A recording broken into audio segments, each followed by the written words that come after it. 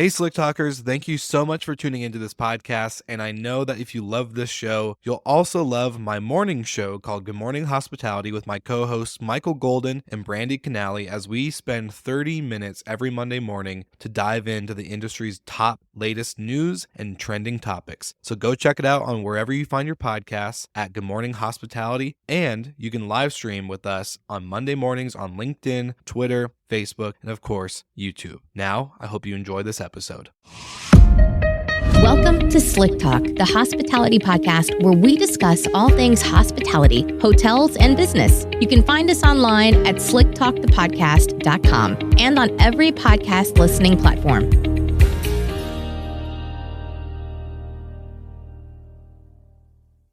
All right, everybody, welcome back to another podcast on Slick Talk, the hospitality podcast. And I'm really excited about this one because we're not doing it normally via Zoom. We are at another conference, which is really exciting, coming from VRMA, doing a live show there, to then coming now to the LiveRez Partner Conference here in Boise, Idaho.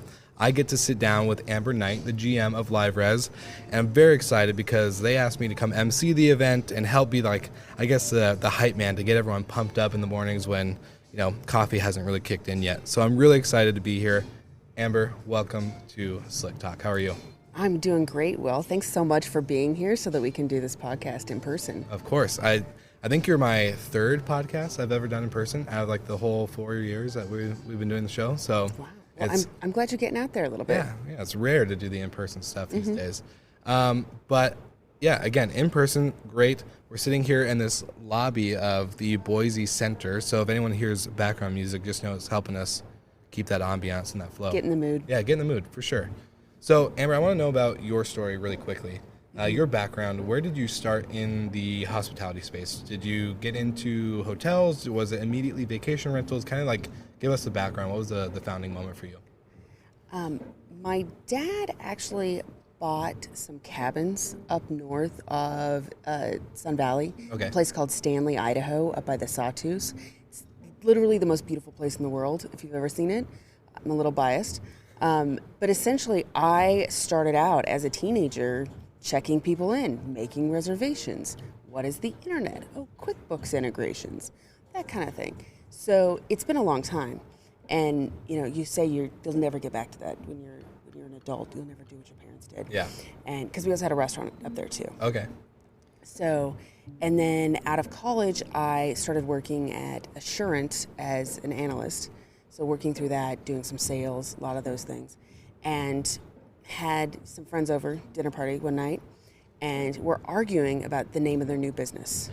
And I swore up and down, Vacasa, nobody was ever going to pronounce it properly. Yeah. So we kept going back and forth and whatnot.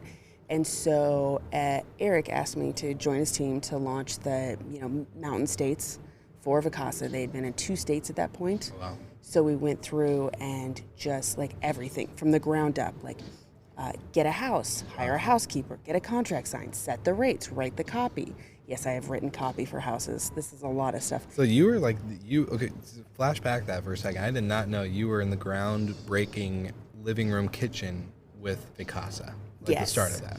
I wasn't in the company early on, but I was part of I was hearing the story as it progressed. Wow. And it was clear to me. I mean, what Eric did was brilliant, honestly. Yeah. And it was very clear. There's a clear opportunity here, and this is where it's going. This is going somewhere, for sure. And when you recognize something that is going somewhere, you jump on. That's what you do. For sure. And so was really excited about it and really have done a lot of work building that out. And it helped me understand what vacation rental managers encounter in a day-to-day basis, because you're the one responsible. At the end of the day, if a house is not cleaned, you go clean the house, even if you have a 3-month-old, right? And you just make sure things happen. And so did that, and then we started acquiring companies. So companies would be like, we want to retire. We don't know what to do with our business. So I started handling that. And then we needed a process, and we needed legal, and we needed all of these other things to really understand the inside of a company and how to migrate all of that data and all of those guest information and the experience, and so that the owner stayed happy and that the guests stayed happy. and we had to do it at scale. Yeah, We did it very, very huge quickly. scale. So it involved a lot of planning, a lot of spreadsheets, a lot of software, and we were getting to the point where we're doing an acquisition every 8 days. So Gosh, much work. Yeah. So much work. Did you ever sleep? No, I did not. You're still catching up? I am. I think so. Yeah. It's wild because at the same time we were also, my husband had started a restaurant here in Boise. Which didn't your dad did, so that you said now you're getting back to the very back into it. I'm like, okay, look at this. And so that doing both of those things at the same time was wild. Yeah, I can only imagine. So we kind of just looked at that. Okay, like this is a lot of time. I feel like I was awake for like 3 years mostly. So doing that, and then in 2017 I got diagnosed with breast cancer. Oh wow. Yeah. So it was kind of a pretty severe form, and everybody's like, "Did you catch it early?" Don't tell somebody with cancer, by the way, "Did you catch it early?" Because what are you supposed to say? Yeah. So, so that was a big change, and I had this decision to make. I think I can either fight that, like I can either. Because you had kids at the time, right? Already. I had 2 kids. I had a 3-year-old and a 6-year-old, on top of everything else. Yeah. And you have a decision to make. And you're like, okay, I can either begrudgingly go through this, or I can embrace this process that I'm going through and make the most of it so that I'm a better person at the end of it, that I've grown, that I'm more resilient, all this. So there was really a lot of self-work that happened.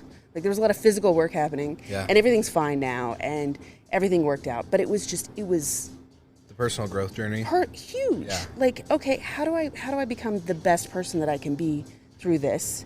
There's something that's not easy. Like I've had a lot of friends, like parents or like just close family members, do the same, and it's not something like people just go home and like, okay, well, that happened. Anyways. Exactly. The after effects of chemo. I think it's like a severe concussion. Yeah. And so your brain isn't working the way you want it to work, and your body's not working the way you want it to work, and you've got to get back to it. But you also have to be really intelligent about what you spend your time on and what you spend your brain power on, essentially. And so kind of coming back from that, really looking at this and saying, you know what, I need to keep learning and growing. And that was the thing. Like at Vacasa was great. It was moving. But I had kind of gotten to a point in the company where it was more valuable, like making decisions and building relationships than learning new things. So they were kind of like, just don't worry about learning. Like, we'll take care of all these things. I'm like, wait, this is new. I want to learn about this. I want to do this. And so started working on with, really small startups. Like, oh, let's try this out. Let's learn marketing. Let's understand what this looks like. What is the funnel? How do we was this build all in the vacation rental hospitality space? I was in the long-term, vacation or property management space for a little bit, and that was a whole interesting thing. Like the dynamic between long-term and short-term rentals, and really understanding the real estate side of things. Yeah, and that is, a lot of vacation rental managers are also long-term. They are also real estate.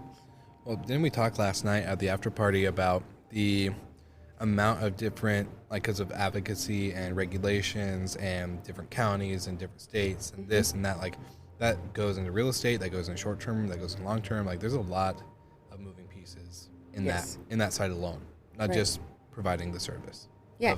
In 26 states, a vacation rental manager also has to be a licensed broker. Yeah. Or work under a licensed broker.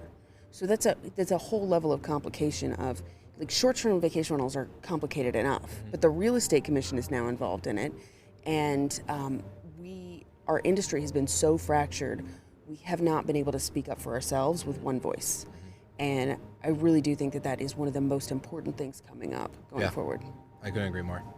Yeah, the Rent Responsibly team, and what was the initiative that you were talking to me? I think it was last night or the night before. Can you talk to me a little bit more about that? What you guys are doing with? I don't know the words that you were using. Right to rent. Yes, right to rent. There we go. So much renting everywhere. So much rent. Yes. It's So what we're doing with Inhabit is, which is the parent company of LiveRez, and we have kind of looked at this and said advocacy is the most critical issue coming up to vacation rental managers today, and we need to be aligned, and it's more important than just one company or one manager or one thing. So what can we do? Yeah. So it's very standard for hotels to charge guests an extra $1 to $3 a night that goes specifically to advocacy efforts in their markets. So we've set up our software so that we can actually do the same thing. So Streamline has built that out kind of as the beta, which we really appreciate them testing it out for us. And then LiveRez, it's in progress right now. And so you will be able to, a vacation rental manager can add $1 to $3 a night to the nightly rate. Yeah. And it will go directly to an advocacy fund that is run by the VRMA advocacy like council. Yeah. And so it really adds up. So 40% of it will stay in the state that money was generated in. 40% of it will go to nationwide efforts, and 20% of it is going to go into the reserve. It's all run by independent board, so that we, everything's above board, everything's clear, and Habit had the idea, and Habit's building the software, but handing that off to make sure that it's handled well. And so I have heard that I think Guesty and Track might also be on that same path to building out the software that's necessary for it. Interesting. That's really interesting. Well, to jump back to your story, because I think we jumped. We all over the place. We're all over, but it's good. It's good stuff because I think there's a lot of information that whether they're entrepreneurs or listening to the podcast or managers themselves. So transitioning from your going through breast cancer, having this personal growth journey, to then where did you go? Was there a stopping point before LiveRez before you got here? So so I was doing consulting work, odds and ends, and Andrew McConnell and Cliff Johnson came to me and were like, "Hey, we'd love to work together. And Let's Cliff see what we was can do." with Vacasa. Yes, Cliff was a co-founder of Vacasa, so he was much earlier than I was. But it really just kind of that idea of working with a team of smart people that knew what they wanted and understood, the market. And so really, and Rented has gone through a lot of evolutions 100%, of like what's, they're like, what does the industry need? What is sustainable? What is on point? And honestly, Rented, they pivoted from doing I call it fixed rent, but the lease arbitrage side of things. They fully pivoted maybe 4 months before COVID started. So while it was like, oh, why did they do that? It looks brilliant in retrospect, right? It was an existential thing. Let's change this. And really, Rented understood that basically the performance of the different managers was radically different. And nobody knew this. Nobody realized this. There was no anything. So you looked at a vacation rental manager, the difference was revenue management. How were they pricing their properties?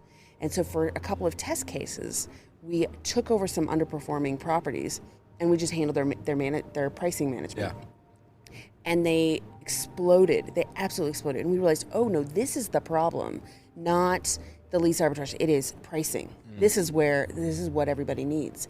And so jumped onto that, built out that product from scratch of literally, I think Andrew came into a room one day and he's like, hey, we're launching revenue management as a product in April. How do we sell it? What do you need? Yeah. And so just literally sketching it out and figuring out what does that look like. So that was really fun, honestly. And doing a lot of market research on different markets, like how should a manager go into a market? What should this look like? Which market's better to go into? These are really big, important questions when people are talking about expanding. Lots of data as well. Lots of data. Yeah. So much fun. I love it. Yes. So, so really started doing that. And then somebody reached out and was like, there's a company in Boise and they want to interview you. And I was like, but they wouldn't tell me who. And okay, I'm fine. Let's go. Let's look at this, whatever. Yeah. You can always talk. And then it was LiveRez. And I was like, no, LiveRez is not coming to me for this because I may not be a 180 from Tracy. It might be like, what happens when you go around 2.5 times? Like we're different. Yeah, yeah. So that was a big deal, and I was like, oh, because I've been in this. I know LiveRez from the inside out, from revenue management and from Vacasa. I think when I left the hotel world and got into more vacation rentals, LiveRez was one of the first softwares I ever heard of. Yes, they understood and they had momentum and they were moving forward, and then then leadership changed. Yeah. And it was sudden, and then Tracy sold the company to Inhabit. Yeah. And and it was good. Like it really ended up really working out well, but it was a bumpy couple years. Yeah. and they were ready for someone to come in and take care of LiveRez and get it back on track and get that movement going. And so the last year has really been, hey, let's set a vision and a direction, and not just that. What I would say is, let's talk about it. Yeah. And so that's part of what we're doing right now, is saying, here's all the work we've been doing internally for a couple of years, because there's been a lot of software updates internally. There's been a lot of work that's been done. LiveList, yeah. Absolutely. LiveList, our API. Yeah. LiveRez used to be a closed system. It used to be like, no, we really are all in one, and this is the way you do it. Yeah. And there's 6 different integrations with third parties, maybe, and that's the only way to do it. And we wanted to say, hey, you know what? There are best practices, but not every business is different. So how do we kind of curate an experience for you? So maybe there's not 10 housekeeping vendors, but there's going to be 3, and they're different. They're like, you can look at them and say, I'm going to use Breezeway in certain situations. Yeah. Or maybe I don't want to spend quite as much money, so I'm going to do VR Scheduler. Or maybe I'm really trying to juggle a lot of my housekeeping contractors, and you want inventory programs and all that. So you go to resort cleaning. Yeah. They're like, they offer different.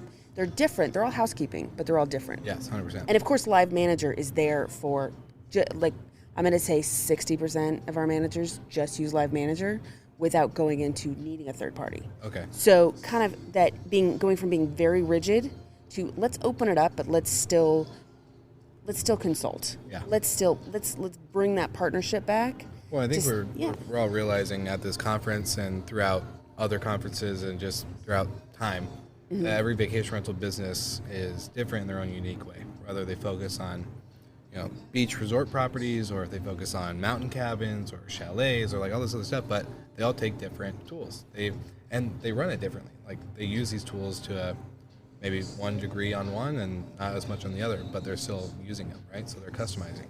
Right, and but there's only so many levers. Yeah. I'm going to say there's maybe 20 levers, and there's 5 different points on that lever. Like, so which one are you choosing for that lever? Where's your lever for this vertical, essentially? And where is your level for this one? And everybody's, combination is different, but the tools you're using are roughly the same. Yeah. And so it's really about LiveRez looking at this and saying, we are your foundational software that you can adjust today and going forward in ways that fits for you. For sure. So it's flexible. You can use the Live Trust, which is a really strong trust accounting tool. It's very effective. And get what you need. But you also need QuickBooks to run your P&L and your balance sheet, because people have other lines of business. Yeah. We are vacation rental software. We are not all of the software you will ever need. And I want to be, but we can't be best in class for all this, Yeah. right? Well, specialization, right? I think you got to know what you're good at. Yeah. There are subject matter experts here that can talk to you about one specific topic for 3 hours. I can't talk to you about insurance. Yeah. I can say we have Rental Guardian available, and we have Generali. Pick which one works for you. Yeah. And safely, I think now, right? Safely, and Yeah. they do something a little bit different. It is more the property insurance for the homeowner, Yeah. to make sure that their home is taken care of and liability. And the contents. Yeah, The like content. damage Yeah. protection Yeah. essentially, but it's damage protection for the owner. So you can kind of it's almost like a wraparound Yeah. to the guest insurance, because guest insurance is optional. Yes. And then the homeowner can decide, I'm also going to have this insurance so that if there's an issue, my insurance company is not going to push back, Yeah. because it's specifically for vacation rentals. Yeah, and I love it. And they're partners of the show. So Okay, it's great. Great Yeah, little love plug. Louis. Yeah. Yes, we're really excited. They are a new integration this year. Oh, okay, awesome. Well, I've seen a lot. It seems like you're getting a lot more new integrations from what I've heard. It just seems like a lot of these partners, vendors are now finally, they're like, hey, we made it to LiveRez. Like, we're here. We're excited. There's a lot of excitement. You can feel that for sure. Yeah. Well, I want to ask you, so you, had a crazy awesome story. I did not know about the Vacasa part, and of course, I think I knew about rented, but I got in on Sunday. I had a nice walk on the bridge / river walk. Greenbelt. Yeah, Greenbelt. There we go. That's what it's called. You can tell I'm not from Boise, but had a nice walk with Andrew McConnell and talked about entrepreneurship, talked about rented, talked about podcasts, talked about a bunch of stuff. But then listening to him get into the story of, the issue isn't the operation as much as we think. It's a lot of the how are you listing your property on different platforms? What picture rotation do you need to do? What descriptions do you need to change? What pricing adjustments do you need to make? And how do you use, like, how do these all play together? Because they all do play a role. It's not just price, because you're finding out, like, pricing plays an effect, but with the marketing aspect behind it, the pictures, it's a whole thing. I think there's 6 specialists. Yeah. You can have 6 different specialists on these things and it's always changing because the algorithms that VRBO uses to get to the top of a search ranking result, that changes all the time. And it's different from Airbnb and Home to Go and exactly. Like we, Flipkey used to be the best, like TripAdvisor is what, they used to be the biggest, the best. Everybody was on TripAdvisor all day long. And it evolved. And, Airbnb wasn't even a drop in the bucket. Yeah. And now it's Airbnb and Vrbo. And, that is one of the things of, like, not just today, what's going on today, but what is going on in the future. Because, we look at the opportunities. So we've got Home to Go and Google Travel now on LiveRez. Yeah, Google Travel. Google Travel. Not a whole lot right now, honestly. It has potential. Yeah. There's future promise, but it's not doing a whole lot. And it's actually really difficult to track. Oh, really? It will it'll increase your SEO and it'll increase your direct bookings to your website. But you can't. It's just harder to measure. Like, does this work? Is it working? Yeah. Is it working well? We'll see. But time will tell. all they have to do is flip a switch, and we'll try it. Yeah. You try it. You see if that works. You move on. Like, what is today? What is tomorrow? What are the pieces you need? And can your software and your team be flexible enough to adapt to that? I love it. Well, since we're at the conference, I want to talk about the conference briefly, because when I told you one of the first softwares I heard about was LiveRez, but never really got to know LiveRez much until this conference. So tell me what the importance and the message is behind the partner conference, because it's a pretty exclusive conference, which is cool, because, like, I think coming from VRMA, we were getting constantly pulled left and right. You have people from all over the world, all different softwares, all different this, all different that, and just constantly go. But here, it's an intentional group of not only vendors and service providers, but the users of LiveRez, the partners, the ones that make LiveRez grow and innovate and change. So kind of tell us about the message behind it. What I know you guys have been doing this conference for a while, so explain kind of the importance of it, why you guys do it, and what your goal is for this year.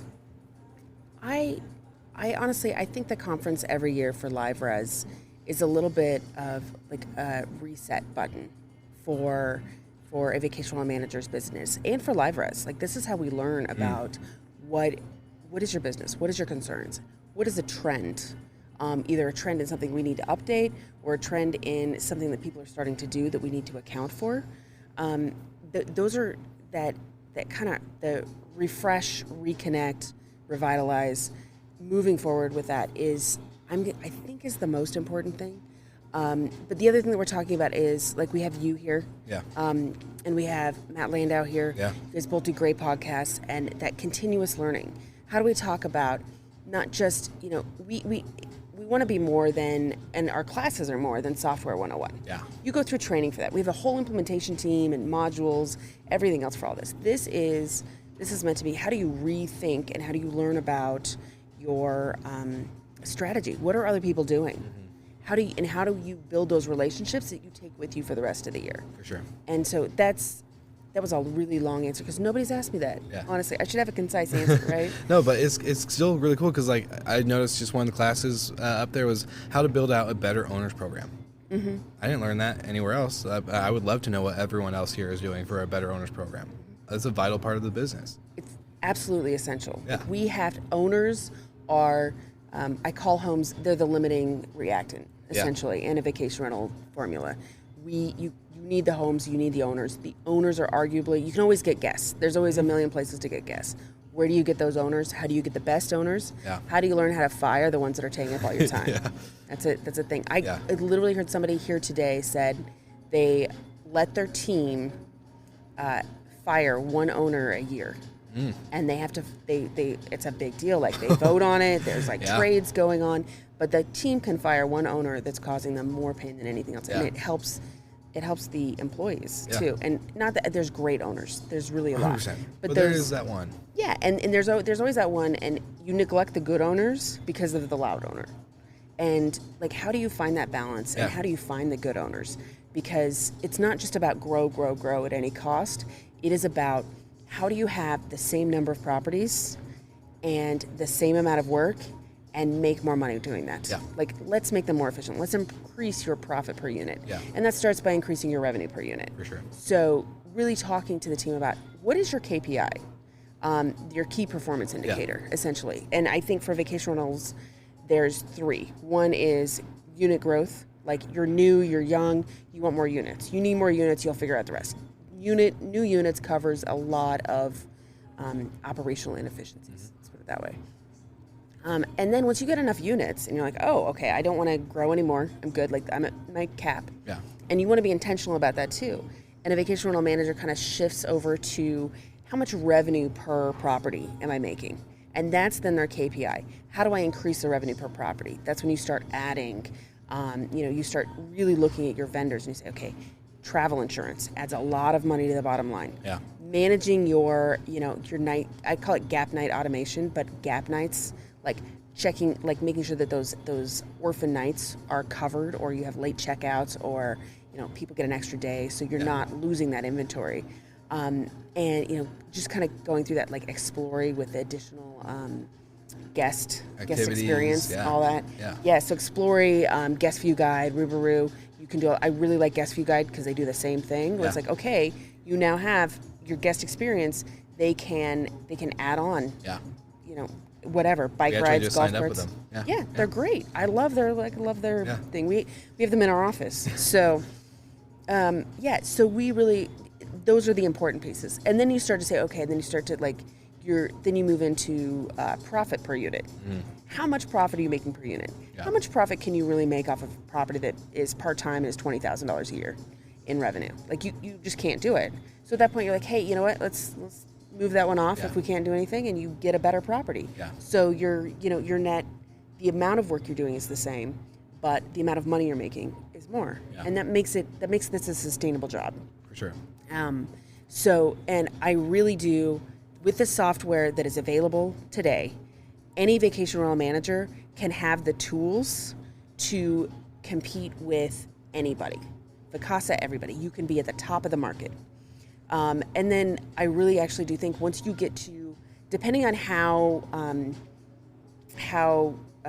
big your market is, once you get to somewhere between 25 and 75 units, if it's a really small market, 25, but just kind of depends, you can get the same amount of or more revenue for the homeowner than anybody else. Like, you can compete in this market as an entrepreneur. You can compete with the big guys just by doing your job well and just by focusing on your KPIs. So if you can bring owners as much or more money with the local presence, you can then do that. There's no reason for them to pick one company over another. And then if you're able to refine that, 100% small entrepreneurs in the vacation rental space can make more profit per unit than the big guys. Well, I think what big lesson that we learned, and I learned specifically, was not only I think I focused in the beginning of 2019, 2020, really was focusing on nightly rate, getting good RevPAR, good ADR, all this other stuff. But then, we get to the conversation of experiences, right? We're always talking about experiences. How do we create moments? How do we do this? But I think the biggest wake up I had was that nightly rate is not my only revenue stream. I should be capitalizing on the in-stay experience, post departure. There's a lot of other pet fees. Yeah, and not even just that, but simple local partner. I loved Callie's Biscuits as a keynote, because that's a company I would love to have in a local market, partner up with them, create some kind of basket or some kind of experience where you can order from them, get the biscuits there, have that nice welcome upsell of whatever. You can get really creative with it. But long story short is that is full revenue for the property manager. It's not shared between the owner. It's not shared between anybody else. That's your extra revenue. And that means a lot. That's what I think got a lot of people through COVID, was finding out that they can get creative when there's low occupancy, but when they have a guest there for 8 nights, how do we capitalize? Yeah, this is a huge trend, the guest experience and optimizing that from when they first check in or when they first book their property all the way through. What do they need? Do they need groceries? Do they need other pieces? Who can do that and who can help? And you don't have to do all the work. No. You just have to facilitate the work to make a great experience. 100%. And, and then what are they going to do when they're there? Do they want a bike rental? Do they want beach chairs? And the Southeast has been doing this for a long time, and it's really spreading out to everybody at this point. Yeah. So, to that closing and that idea of like, okay, they don't have to go anywhere else. It's like a hotel. It's like a built-in software concierge that is automating a lot of this work. Yeah, I love it. So now to the final question for what we're doing at the conference. You guys revealed the new logo. Mm-hmm. So the new look. Really excited about it. Brand yes. new. Mm-hmm. Give the listeners maybe like some key takeaways why you guys are shifting this way. And of course, I think, what's your expectation for the future? You're the GM, you're kind of leading the charge, of course, within Habit, but at the end of the day, I want to know what's next for LiveRez. What are you guys super excited about for this next year, leading up to the next partner conference? I think that's the question, because I want to be there next year, and I want to ask you the same question and see, let's compare. I think it'd be fun. That sounds great. Yeah, LiveRez is the foundation for your business. It's the first thing you log into before Twitter, everything else. It's the last thing you log out of at night. This is where everything has to be. You have to keep track of it. It is your one source of truth, and that is critical. And everything we need to do is builds to that. Is LiveRez your one source of truth? Is it able to do that? And are we able to either build or connect to exactly what you need? And is that going to be able to evolve in that modular sort of way? So you can, if you outgrow one software or something better comes up, you can just modularize that, and you can fit that back in. And everybody's technological building blocks are going to be different, like how they put it together. Yeah. Those will all look different, and they will all interact differently, but LiveRez is at the center of that, and that's what you build off of. Awesome. That's beautiful. Well put. Thank you. I think you practiced that one, maybe? No? Totally unscripted? I mean, I've said it a lot, various different ways. Well, it's a good message. I think it's really good. Well, I like to give every guest the opportunity. This is definitely different in person, but where's the best place for any of the listeners to check out Amber Knight, LiveRez, and what you guys are doing? I think this is your moment to shine, your shameless shout out, your final plug. I don't plug myself very often. I would say that. I know I have to adjust to this, right? I've been with LiveRez for 14 months. Yeah. And so this is a big step for me to like be in front of all of this. And like literally, I'm running my own conference right now, right? I have a huge team, but it's that, that's a big piece. Go to liverez.com for sure. Check that out. You can see us on LinkedIn. You can see us on Instagram, all that jazz. Yeah. Just look up LiveRez. Our SEO is great. I was gonna say I found you. You guys are one of the few rare companies I found on every social media platform. We are everywhere. Yeah, which is good. Perfect. Well, I'll plug all of that in the show notes for all of our listeners to find out. And so until then, we're gonna have a great time enjoying the rest of the conference. We still have one more day tomorrow. We got some hangouts tonight. We got all sorts of cool stuff happening. But I just want to say thank you for again inviting me on to be at the conference, and then of course being on the podcast, because this is where we have fun and we get to show it to the world. So thank you. Thank you. It's a pleasure to have you. Awesome.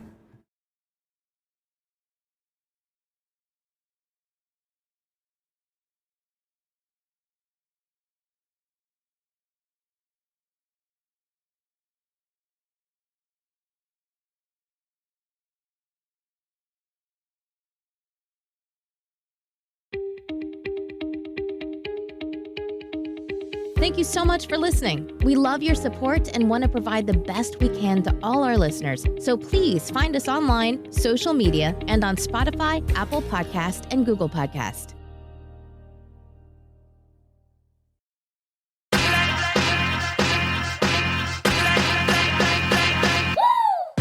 What's up, everybody? If you've gotten this far into the episode of Slick Talk, the Hospitality Podcast, then you are amazing, and thank you so much for tuning in.